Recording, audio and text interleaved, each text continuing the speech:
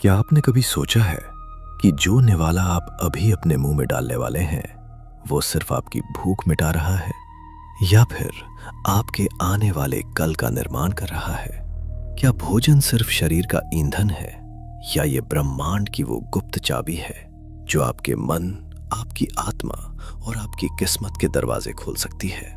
क्या आप जानते हैं कि प्राचीन ऋषियों ने हजारों साल पहले ही ये जान लिया था कि आपकी थाली में रखा भोजन या तो अमृत बन सकता है या धीमा जहर? अगर मैं आपसे कहूं कि आप अब तक भोजन को गलत तरीके से देखते आए हैं और यही कारण है कि आज इंसान दवाइयों के ढेर पर बैठा है, तो क्या आप मेरी बात मानेंगे? क्या भोजन से बुढ़ापे को रोका जा सकता है? क्या कायाकल्प संभव है? इन सवालों के जवाब इतने गहरे और रहस्यमयी हैं कि आधुनिक विज्ञान भी अब जाकर उन हकीकतों के सामने नतमस्तक हो रहा है जो हमारे वेदों में सदियों पहले लिखती गई थीं। लेकिन इस गहरे रहस्य में उतरने से पहले आपकी सुरक्षा को ध्यान में रखते हुए ये स्पष्ट करना आवश्यक है कि इस वीडियो में दी गई जानकारी प्राचीन ग्रंथों, मनोवैज्ञानिक अध्ययनों और आध्यात्मिक शोध पर आधारित है, जिसका उद्देश्य केवल ज्ञानवर्धन और शिक्षा है। इसे किसी भी प्रकार की चिकित्सीय सलाह न माना जाए। सृष्टि के आरंभ से ही अन्न यानी भोजन को सबसे बड़ा रहस्य माना गया है। तैत्तिरीय उपनिषद में स्पष्ट कहा गया है, अन्नम ब्रह्म, अर्थात भोजन ही ब्रह्म है, भोजन ही ईश्वर है। ये सुनने में एक धार्मिक पंक्ति लग सकती है, लेकिन यदि आप इसे विज्ञान और मनोविज्ञान की दृष्टि से देखें तो यह एक गहरा सच है। जब आप भोजन ग्रहण करते हैं तो आप केवल कैलोरी या विटामिन नहीं खा रहे होते, बल्कि आप उस ऊर्जा को अपने भीतर उतार रहे होते हैं जिससे ये पूरा ब्रह्मांड बना है। आधुनिक विज्ञान, जिसे गट ब्रेन एक्सिस कहता है, वो ये सिद्ध करता है कि आपके पेट में जाने वाला हर एक कण आपके दिमाग के रसायनों को बदल देता है। सोचिए, एक सात्विक और शांत मन से पकाया गया भोजन और एक क्रोधित व्यक्ति द्वारा फेंका गया भोजन, दोनों की रासायनिक संरचना लैब में एक जैसी हो सकती है, लेकिन शरीर में जाते ही उनका असर जमीन आसमान का होता है। हमारे पूर्वज कैलोरी गिनना नहीं जानते थे, लेकिन वे ऊर्जा को पढ़ना जानते थे। वे जानते थे कि भोजन मरा हुआ पदार्थ नहीं है, बल्कि वो एक जीवित चेतना है जो आपके शरीर में घुलते ही आपके विचारों को, आपके सपनों को और यहां तक कि आपकी प्रार्थनाओं की गहराई को भी प्रभावित करता है। इसलिए भोजन का पहला रहस्य यह है कि यह केवल शरीर को ही नहीं, बल्कि आपके अवचेतन मन को भी भोजन कराता है। श्रीमद् भगवद गीता के 17वें अध्याय में भगवान कृष्ण ने भोजन को 3 श्रेणियों में बांटा है, सात्विक, राजसिक और तामसिक। और आज का मनोविज्ञान भी इसी बात की पुष्टि अलग ढंग से करता है। जब आप बहुत अधिक मसालेदार, बहुत गर्म या उत्तेजक भोजन करते हैं, जिसे राजसिक कहा जाता है, तो आपके भीतर का डोपामाइन और एड्रेनालाइन असंतुलित होने लगता है, जिससे बेचैनी और तनाव पैदा होता है। वहीं बासी, दुर्गंध युक्त या पैकेट बंद मृत भोजन, जिसे तामसिक कहा गया है, वो आपके न्यूरॉन्स की गति को धीमा कर देता है, जिससे अवसाद और आलस्य जन्म लेता है। ये कोई अंधविश्वास नहीं है, बल्कि यह इस बात का सबूत है कि हम जो खाते हैं वैसे ही हम बन जाते हैं। जैसा अन्न वैसा मन, ये कहावत यूं ही नहीं बनी थी। एक हिंसक जानवर का मांस खाने से और सूर्य की रोशनी में पके हुए फल खाने से हमारी कोशिकाओं के कंपन में अंतर आ जाता है। रहस्य ये है कि भोजन के माध्यम से आप अपने डीएनए की अभिव्यक्ति तक को बदल सकते हैं, जिसे आज एपिजेनेटिक्स कहा जा रहा है। यानी आप अपनी थाली बदलकर अपनी आनुवांशिक बीमारियों को भी स्विच ऑफ कर सकते हैं, बशर्ते आपको सही विधि पता हो। लेकिन समस्या यह है कि आज का इंसान भूख लगने पर नहीं, बल्कि वक्त होने पर या जीभ के लालच में भोजन करता है, और यहीं से सारे रोगों की शुरुआत होती है। आयुर्वेद में जठराग्नि की बात की गई है, जो सूर्य की स्थिति से जुड़ी होती है। जब हम प्रकृति की घड़ी के खिलाफ जाकर बेवक्त और बेहिसाब ठूसते हैं, तो वो भोजन पचने के बजाय सड़ने लगता है। यह सड़ा हुआ भोजन शरीर में आम यानी विषाक्त पदार्थ बनाता है, जिसे आज मेडिकल साइंस टॉक्सिन्स या फ्री रेडिकल्स कहता है। यही वो रहस्यमयी जहर है जो धीरे धीरे कैंसर, डायबिटीज और हृदय रोगों का रूप ले लेता है। आपने गौर किया होगा कि जंगल का कोई भी जानवर कभी कैलोरी गिनकर नहीं खाता, ना ही उसे बीपी या शुगर की बीमारी होती है, क्योंकि वो अपनी प्राकृतिक सहजता से जुड़ा है। इंसान अपनी इसी सहजता को खो चुका है। हमें यह भ्रम हो गया है कि हम शरीर को चला रहे हैं, जबकि सच तो ये है कि ये शरीर एक अत्यंत जटिल मशीन है। अब सवाल ये उठता है कि आखिर सही मात्रा क्या है? क्या हमें अपनी उम्र के हिसाब से खाना चाहिए या वजन के हिसाब से? और क्या वाकई भोजन की मात्रा कम करके हम अपनी उम्र बढ़ा सकते हैं? जापान के ओकिनावा से लेकर भारत के योगियों तक जो लोग 100 साल से ज्यादा जीते हैं, उनके भोजन में एक बहुत ही अजीब समानता पाई गई है जो आपको चौंका देगी। ये समानता क्या खाते हैं इसमें नहीं, बल्कि कितना और कैसे खाते हैं इसमें छिपी है। विज्ञान ने चूहों पर किए गए प्रयोगों में यह साबित किया है कि कम भोजन देने से उनकी उम्र दोगुनी हो गई। लेकिन इंसानों के लिए वो जादुई मात्रा क्या है? क्या हमें भूखा रहना है? नहीं, रहस्य भूख को मारने में नहीं, बल्कि भूख को समझने में है। अब हम जानेंगे कि आपकी उम्र, लंबाई और वजन के हिसाब से वेदों और विज्ञान का वो गोल्डन रूल क्या है जो आपको कभी बीमार नहीं पड़ने देगा। और हम उस समय के रहस्य से पर्दा उठाएंगे जो आपके शरीर का कायाकल्प कर सकता है। इससे पहले कि हम आगे बढ़ें, नीचे कमेंट बॉक्स में जरूर लिखें कि आपको क्या लगता है, क्या हम जीने के लिए खाते हैं या खाने के लिए जीते हैं? ये एक छोटा सा सवाल आपकी मानसिकता बदल सकता है। अगर आप सोचते हैं कि किसी चार्ट को देखकर या गूगल करके अपनी उम्र और वजन के हिसाब से कैलोरी गिनकर आप स्वस्थ रह सकते हैं, तो आप एक बहुत बड़े भ्रम में हैं। हमारे ऋषियों ने और हठ योग प्रदीपिका जैसे ग्रंथों ने भोजन की मात्रा का एक ऐसा स्वर्णिम नियम बताया है जो दुनिया के किसी भी डाइटिशियन के चार्ट से ज्यादा सटीक है, जिसे मिताहार कहा जाता है। नियम बहुत ही सरल लेकिन अत्यंत रहस्यमयी है। अपने पेट को 4 भागों में बांट लें। 2 भाग भोजन से भरें, 1 भाग पानी के लिए और चौथा भाग हवा के संचरण के लिए खाली छोड़ दें। आधुनिक विज्ञान आज इसे कैलोरी रेस्ट्रिक्शन कहता है और शोध बताते हैं कि जो लोग अपनी भूख से 20 से 30% कम खाते हैं, उनकी कोशिकाएं बूढ़ी होने की रफ्तार धीमी कर देती हैं। आपकी उम्र चाहे 20 साल हो या 60, या आपकी लंबाई कितनी भी हो, पैमाना सिर्फ एक है।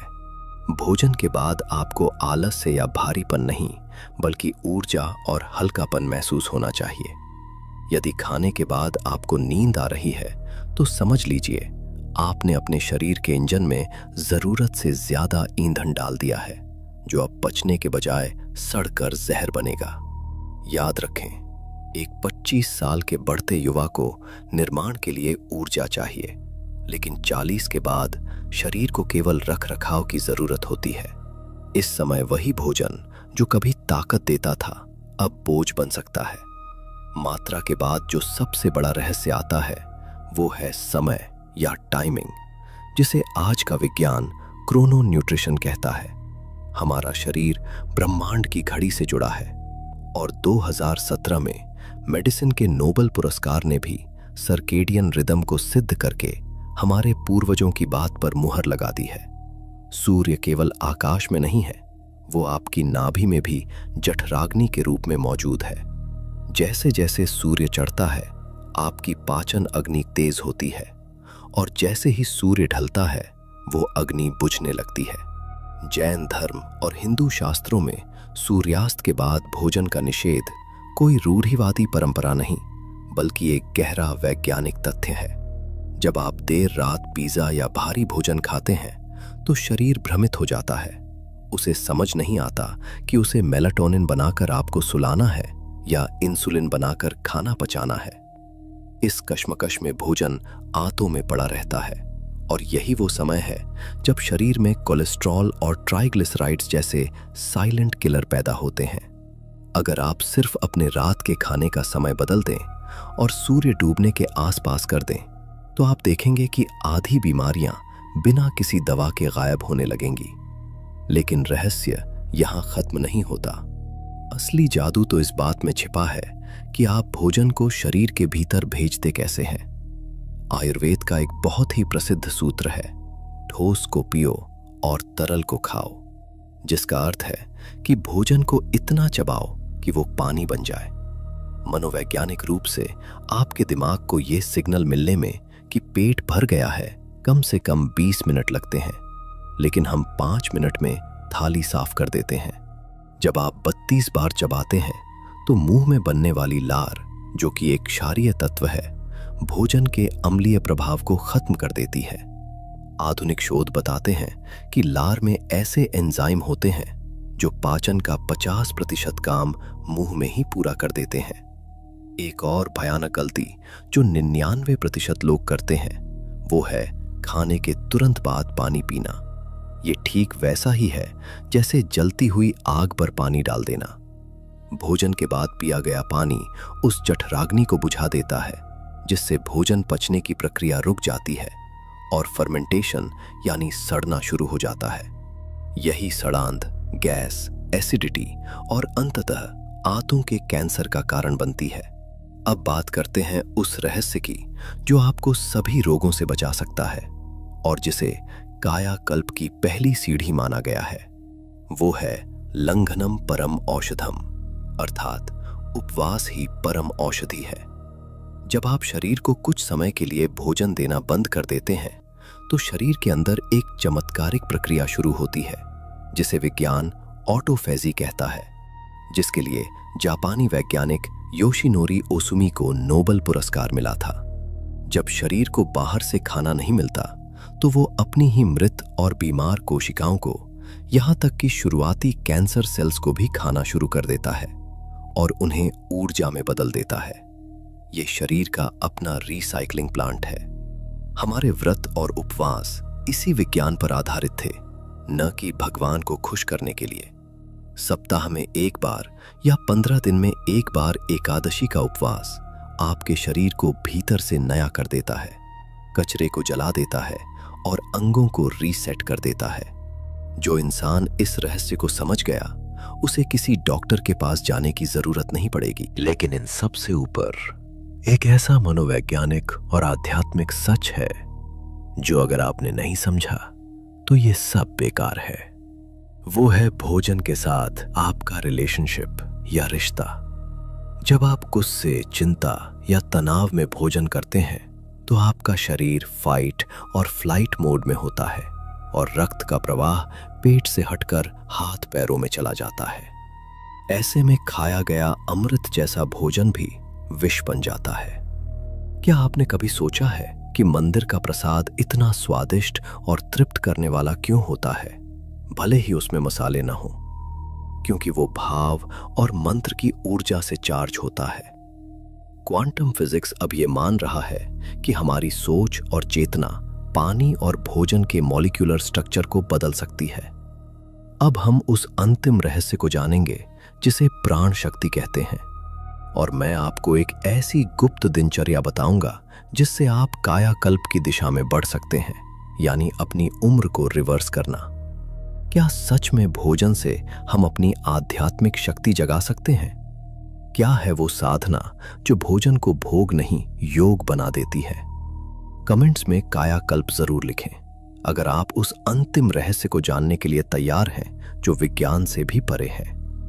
अब हम उस आयाम में प्रवेश कर रहे हैं जहां भौतिक विज्ञान समाप्त होता है और आध्यात्मिक विज्ञान शुरू होता है, और यही कायाकल्प यानी शरीर को पुनः नया करने का असली रहस्य है।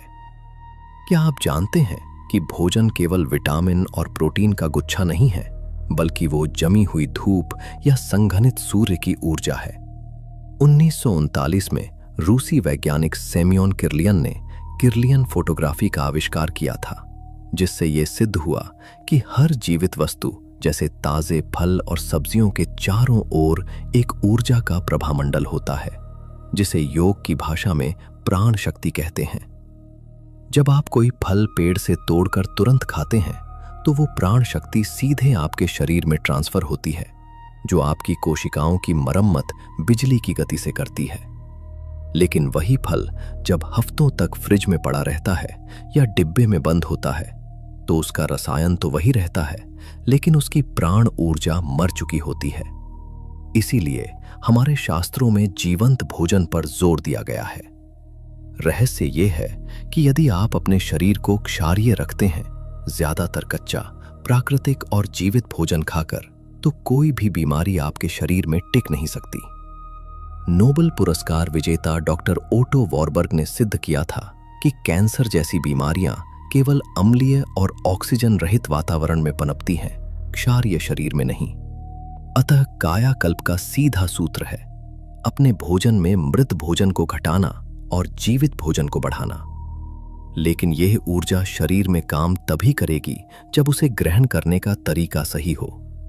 यहां एक बहुत ही गहरा मनोवैज्ञानिक तथ्य काम करता है, जिसे आधुनिक विज्ञान अब माइंडफुल ईटिंग कह रहा है, लेकिन हमारे ऋषियों ने इसे अन्न ब्रह्म की साधना कहा था। क्या आपने कभी गौर किया है कि भारतीय परंपरा में भोजन हाथ से छूकर खाने का विधान क्यों है? ये कोई पिछड़ापन नहीं था। आपकी उंगलियों के पोरों में तंत्रिका अंत होते हैं। जैसे ही आप भोजन को स्पर्श करते हैं, आपका दिमाग पेट को सिग्नल भेजता है कि कैसा भोजन आ रहा है, गर्म है, ठंडा है, सख्त है या नरम है, और पेट उसी हिसाब से पाचक रस तैयार करता है। चम्मच से खाने पर यह संपर्क टूट जाता है। इसके अलावा भोजन करते समय मौन रहना या टीवी मोबाइल बंद रखना भोजन के रहस्य का सबसे महत्वपूर्ण हिस्सा है। जापान के वैज्ञानिक डॉक्टर मसारी इमोटो ने पानी पर प्रयोग करके सिद्ध किया था कि हमारे विचारों और शब्दों का पानी की संरचना पर गहरा असर पड़ता है। चूंकि भोजन में भी पानी है, तो जब आप स्क्रीन पर हिंसा या दुखद समाचार देखते हुए खाना खाते हैं, तो आप अनजाने में उस भोजन को नकारात्मक ऊर्जा से चार्ज कर रहे होते हैं, जो अंदर जाकर बेचैनी और मानसिक रोग पैदा करता है। इसलिए भोजन से पहले की गई प्रार्थना अंधविश्वास नहीं, बल्कि उस भोजन की मेमोरी को शुद्ध करने की एक मनोवैज्ञानिक तकनीक है। अब सवाल है कि इन सब को मिलाकर एक कायाकल्प रूटीन कैसे बनाया जाए जो किसी भी आम इंसान के लिए संभव हो। इसकी शुरुआत सुबह की पहली किरण से होती है। आयुर्वेद के अनुसार ऊषापान यानी सुबह उठते ही बिना कुल्ला किए तांबे के बर्तन में रखा पानी पीना आपके शरीर के पूरे सिस्टम को फ्लश कर देता है। इसके बाद नियम ये होना चाहिए कि दोपहर 12 बजे तक आप केवल फलों का सेवन करें। यह आपके शरीर को डिटॉक्स मोड में रखता है। दोपहर का भोजन सबसे भारी हो सकता है, क्योंकि उस समय सूर्य यानी जठराग्नि अपने चरम पर होता है, और रात का भोजन सूर्यास्त के आसपास सबसे हल्का होना चाहिए। लेकिन सबसे बड़ा रहस्य ऋतुचर्या में छिपा है, यानी जो जिस मौसम में पैदा होता है वही खाना। प्रकृति ने गर्मी में पानी वाले फल जैसे तरबूज, खीरा दिए हैं, और सर्दी में तिल और गुड़। जब हम प्रकृति के इस मेंटेनेंस चार्ट के खिलाफ जाकर बेमौसम की चीजें खाते हैं, तो हम अपने डीएनए को कंफ्यूज कर देते हैं। जो इंसान अपनी जीभ पर नियंत्रण पा लेता है, वो केवल स्वास्थ्य ही नहीं पाता, बल्कि अपनी इच्छा शक्ति को इतना मजबूत कर लेता है कि वो जीवन के किसी भी क्षेत्र में सफल हो सकता है। भोजन का अंतिम और सबसे गहरा रहस्य ये है कि यह केवल शरीर बनाने के लिए नहीं, बल्कि शरीर की कैद से मुक्त होने के लिए है। योग दर्शन स्पष्ट कहता है, आहार शुद्धो सत्व शुद्धि, अर्थात आहार शुद्ध होने पर ही अंतःकरण या मन शुद्ध होता है, और मन शुद्ध होने पर ही स्मृति और बुद्धि तीक्ष्ण होती है। बहुत से लोग ध्यान और पूजा पाठ करते हैं, लेकिन उनका मन नहीं लगता। उसका मूल कारण उनकी थाली में रखा तामसिक या गलत तरीके से कमाया गया भोजन है। भोजन एक ऐसा नशा है जिसे हम बचपन से कर रहे हैं। यदि आप अपनी भूख और स्वाद के गुलाम हैं, तो आप कभी भी अपने जीवन के मालिक नहीं बन सकते। उपनिषद कहते हैं कि अन्न ही वो रज्जु यानी रस्सी है जिससे आत्मा शरीर से बंधी है। जिस दिन आप स्वाद के लिए नहीं बल्कि शरीर की जरूरत और होश पूर्वक खाना शुरू कर देते हैं, उस दिन आप एक साधारण मनुष्य से साधक बन जाते हैं। ये बदलाव एक दिन में नहीं आएगा, लेकिन इसकी समझ ही वो बीज है जो एक स्वस्थ और तेजस्वी जीवन का वटवृक्ष बनेगा। तो दोस्तों, भोजन का रहस्य कोई जादू की गोली नहीं है, बल्कि ये प्रकृति के नियमों के साथ तालमेल बिठाने की एक कला है। आपकी थाली एक दर्पण है जिसमें आपका भविष्य दिखाई देता है। आप आज क्या चुनने वाले हैं? सिर्फ स्वाद या स्वास्थ्य, बीमारी या ऊर्जा? फैसला आपके हाथ में है। इस वीडियो का उद्देश्य आपको डराना नहीं, बल्कि उस शक्ति को जगाना था जो आपके भीतर सोई हुई है। अगर आप इस कायाकल्प की यात्रा में हमारे साथ चलना चाहते हैं और चाहते हैं कि हम मन की शक्ति या नींद के रहस्य पर भी ऐसा ही गहरा और वैज्ञानिक वीडियो बनाएं, तो कमेंट बॉक्स में मिस्ट्री ऑफ माइंड जरूर लिखें। और हाँ, इस ज्ञान को अपने तक सीमित न रखें। इसे उन लोगों के साथ शेयर करें जिनकी आप परवाह करते हैं, क्योंकि सही भोजन की समझ किसी की जान बचा सकती है। स्वस्थ रहें, जागरूक रहें